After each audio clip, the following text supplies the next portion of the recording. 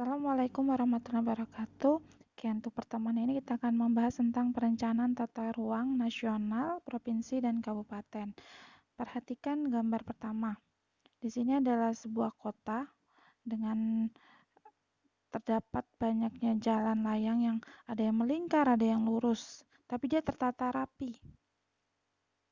Sama hal yang gambar yang kedua, kotanya terlihat apik dari gambar tersebut. Nah, kenapa bisa apik? Karena itu kotanya ditata dengan rapi. Nah, tujuan dari pembelajaran kita hari ini, kalian harus mengerti apa itu rencana tata ruang, baik nasional, provinsi maupun kabupaten. Jadi, misalkan kalian itu dikasih sebuah ruangan, atau kalian dikasih sebuah kamar, bagaimana kalian menata kamar itu supaya terlihat indah, makanya ditata.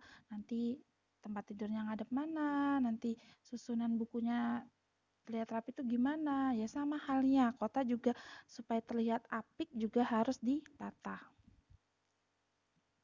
Nah, selanjutnya kalian harus mengerti apa itu yang dimaksud dengan ruang. Nah, pengertian ruang sendiri adalah ruang adalah tempat hidup manusia dan makhluk hidup lainnya. Jadi harus dijaga supaya tidak saling mengganggu. Kita hidup di bumi ini bukan hanya manusia saja, ada hewan dan juga tumbuhan. Itu semua ada hubungan timbal balik ya. Jika kita menjaga lingkungan akan memberikan hal positif kepada kita gitu. Hewan juga kita juga harus menjaga kelestarian hewan supaya semuanya tidak punah. Oke. Karena kita ingat, hidup itu bukan hanya manusia. Yang hidup di bumi itu bukan hanya manusia gitu ya. Tapi juga ada makhluk hidup lainnya yang harus tetap dijaga. Nah, klasifikasi ruang sendiri ada menurut fungsi utama. Yang pertama, kawasan lindung. Yang dimaksud dengan kawasan lindung adalah wilayah yang ditetapkan dengan fungsi utama untuk melindungi kelestarian lingkungan hidup yang mencakup sumber daya alam dan sumber daya buatan. Jadi maksudnya kawasan lindung itu adalah kawasan yang tidak boleh diganggu-gugat untuk atau diubah menjadi lahan pertanian, lahan perumahan, lahan perkotaan, tidak boleh karena tujuan untuk melindungi dan melindungi kelestarian lingkungan gitu. Tetapi yang kedua ada kawasan budidaya. Nah, inilah kawasan budidaya adalah kawasan yang bisa atau diperuntukkan untuk dibudidayakan seperti kegiatan pertanian, perkotaan, misalnya kan kegiatan perindustrian, banyak sekali namanya dibudidayakan. Kita lihat gambar ini. Yang gambar yang pertama. Lihat, bisa kan membedakan antara kawasan ini dan kawasan sebelah. Yang ini jelas kawasan lindung. Kawasan lindung. Lindung. Sedangkan ini budidaya. Budidaya ya. Atau yang boleh dikelola. Sedangkan kawasan lindung tidak boleh diolah atau diubah gitu. Nah, klasifikasi menurut aktivitas di sini ada kota. Ini kota ya. Sedangkan yang kedua ini desa. Jadi ada aktivitas masyarakat desa dan kota. Itu klasifikasi ruang menurut aktivitas. Ini klasifikasi ruang menurut administrasi. Yang paling terendah itu ada desa atau kelurahan, kecamatan. Di atasnya dan lagi ada kabupaten, lagi ada provinsi, dan yang paling tertinggi adalah negara. Atau kita lebih dikenal di sini untuk aturannya ada RT RWN, RT RWP dan RT kabupaten ya, RT RW kabupaten gitu. Rencana tata ruang. Apa sih yang dimaksud dengan rencana tata ruang? Rencana tata ruang itu adalah suatu proses untuk menentukan struktur ruang wilayah dan pola ruang wilayah yang meliputi penyusunan dan penetapan rencana tata ruang. Nah, seperti ini. Ini Ibu ambil gambarnya dari rencana di daerah Tanjung Si Api-Api. Dari gambarnya itu terlihat rapi ya. Ini ada kawasan industri, nanti pabrik-pabrik. Di sini bisa untuk kawasan taman gitu ya. Terlihat apik ya. Kenapa bisa apik? Karena dia ditata gitu. Sebelum bisa tertata pasti harus direncanakan. Oh, ini di sini cocoknya untuk bagian apa, di sini bagian apa, kayak gitu. Nah, sama halnya nih contoh peta rencana tata ruang. Bisa kalian perhatikan dari peta itu ya. Tersusun mana untuk kawasan lindung, mana kawasan budidaya. Lanjutkan lagi tentang siklus penataan ruang. Siklus itu dimulai dengan pertama itu perencanaan tata ruang, rencanakan untuk dimanfaatkan apa. Nah, sudah dimanfaatkan kan harus ada pengendalian. Makanya yang pertama itu adalah kita rencanakan, dimanfaatkan untuk apa, dan harus bisa dikendalikan. Jangan sampai yang kita buat itu malah merugikan kita sendiri gitu. Kita lihat ini apa? Pelaksanaan penataan yang pertama, perencanaan tata ruang untuk apa? Itu suatu proses untuk menentukan struktur. Sedangkan pemanfaatan upaya untuk mewujudkan struktur ruang dan pola ruang sesuai dengan RT RW gitu ya. Melalui penyusunan. Dan yang ketiga, pengendalian penataan pemanfaatan ruang.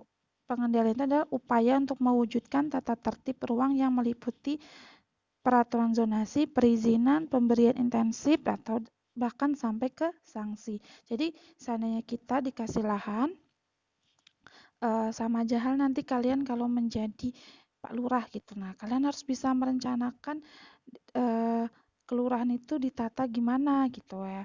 Mana wilayah yang bagus untuk daerah pertanian gitu. Kalau masih bisa diubah, kenapa tidak diubah? Jangan sampai itu merugikan.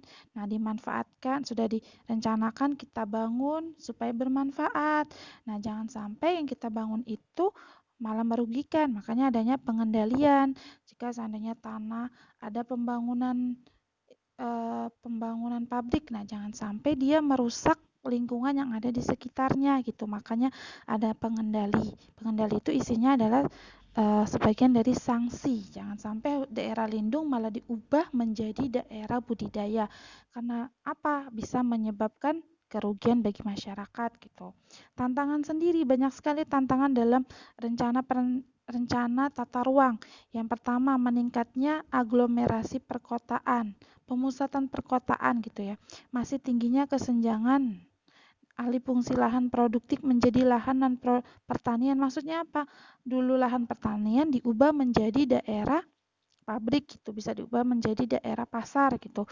Penurunan luas lahan, luas hutan tropis sebagai kawasan resapan, meningkatnya das yang kritis, sering kejadian bencana alam. Nah, ini maksudnya tantangan dalam menata ruang, kita harus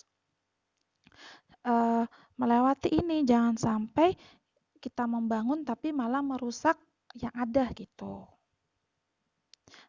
Tujuan atau sasaran dalam rencana tata ruang itu adalah terwujudnya ruang Nusantara yang nyaman, produktif, dan berkelanjutan untuk kemajuan dan kesejahteraan masyarakat. Jadi ya namanya kita membangun harus supaya terlihat nyaman, menghasilkan, dan berkelanjutan, bisa juga dinikmati oleh generasi selanjutnya. Langkah pertama dalam itu yang dilakukan adalah menyiapkan rencana tata ruang wilayah nasional dulu ya yang pertama, dan rencana tata ruang pulau. Yang kedua ada kawasan tertentu, ada tata ruang koridor pengembangan khusus seandainya seperti kita di Sumatera, ada juga untuk daerah Tanjung Si Api-Api, itu juga ya di Kalimantan, ada juga di utara Jawa. Nah, selain itu ada juga daerah strategis, daerah perbatasan gitu ya. Nah, sistem perencanaan tata ruang bisa dilihat dari sini. Ada rencana umum, rencana operasional, dan rencana operasional teknis. Nah, rencana umum itu disalurkan di rencana tata ruang nasional, dipisah lagi untuk ke provinsi, dibagi-bagi untuk daerah provinsi, nanti turun lagi ke daerah kabupaten. Tuh. Nah, kita lihat dari peta ini, kerangka pengembangan strategis. Kita lihat yang pertama. Nah, daerah strategis itu mana aja? Di sini kan ada daerah strategis. Kita lihat ini ya. Ada pembagian mana kawasan pulau besar, ada kawasan gugus pulau samudra, Nah, sudah dibagi-bagi seperti ini. Nah, lihat yang warna pink, poros pengembangan strategis global nasional. Jadi mana? Tuh, Sumatera bagian timur, Jawa bagian utara gitu ya, bisa terlihat ya mana yang daerah strategis. Nah, untuk yang biru biru ini ya, ini adalah daerah alur pelayaran internasional. Kita lihat tahu Indonesia itu kan adalah daerah yang strategis. Bisa ini kalian lihat Selat Sunda, Selat Malaka yang terlihat itu ya. Oke, selanjutnya. Nah, ini ya. Bisa perhatikan peta ini.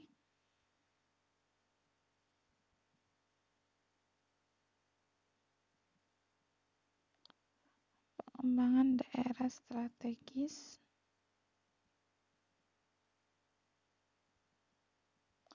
Nah, banyak sekali ya. Bisa kalian lihat di PPT kalian ya. Nanti jangan lupa di-download PPT-nya. Nah, sistem perencanaan tata ruang. Nah, yang kedua, langkah kedua itu adalah apa yang dilakukan. Yang pertama, eh, kita lihat di undang-undang ya, tentang pelaksanaan hak dan kewajiban dalam bentuk tata cara, peran, serta masyarakat dalam perencanaan tata ruang gitu. Nah, standar menyiapkan kriteria, baca sendiri ya di PPT-nya.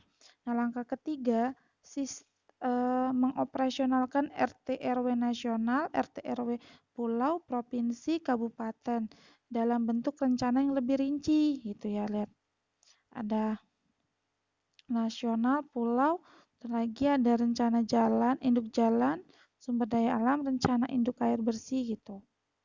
Nah, langkah keempat itu adalah upaya meningkatkan pengendalian.